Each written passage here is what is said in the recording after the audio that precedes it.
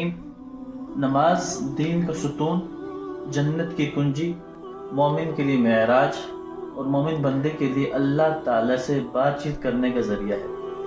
اس لیے نماز کو ہم کوشش کریں مکمل سیکھ کے، اس کے سنن ہیں، جو آداب ہیں، ان تمام چیزوں کو سیکھ کر نماز کو جب ہم پڑھیں گے تو خشوع خضوع بھی آئے گا اور نماز میں بھی لطف ہوگا۔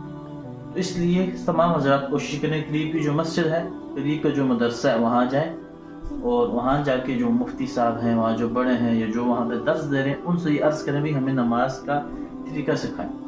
اس سے بھی بہتر سے روزہ لگائیں، شب جمعے پہ جائیں، تبلیغ پہ نکل جائیں، انشاءاللہ یہ تمام چیزیں بھی آپ کو وہاں سے حاصل ہو جائیں گی۔ نماز کے لیے ایک جو کتاب حضرت شیخ الاسلام صاحب مفتی تقی عثمانی صاحب نے لکھی ہے، بے شک اس کو بھی مطالعہ کریں، اسی میں سے ہم آپ حضرات کے سامنے چند ایک باتیں بیان کریں گے۔ اس کتاب کا نام ہے نماز سنت کے مطابق پڑھیے، تو وہ بھی آپ حضرات خرید لیں۔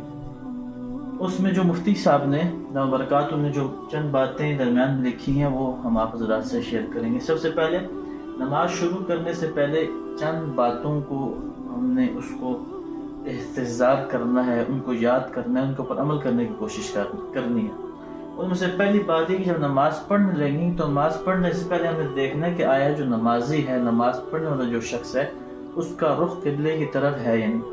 اگر رخ قبلے کی طرف ہے تو ٹھیک ہے، اگر رخ قبلے کی طرف نہیں ہوگا تو نماز نہیں ہوگی۔ پہلی بات اس کے اوپر عمل کرنا ہے۔ دوسری جو بات ہے کہ نمازی کو بالکل سیدھا کھڑا ہونا چاہیے، بالکل A1 سیدھا کھڑا ہونا چاہیے، اور اس کی جو نظر ہے یہ سجدے کی جگہ پر ہو۔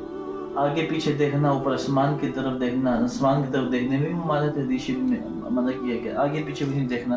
تو ایک تو دوسری بات، نمازی بالکل سیدھا کھڑا ہو اور جو نظر ہے وہ سجدے کی جگہ پر ہو، اس کی جو نظر، اور گردن کو جھکا کر ٹھوڑی کے ساتھ یوں لگا دینا یہ مکروہ، بلا ضرورت سینے کو جھکا دینا یہ بھی درست نہیں ہے۔ سمجھ گئے؟ پہلی جو دوسری بات ہے، نمازی کو بالکل سیدھا کھڑا ہونا چاہیے یہ، اور جو نظر ہے اس کی وہ سجدے کی جگہ پر ہو۔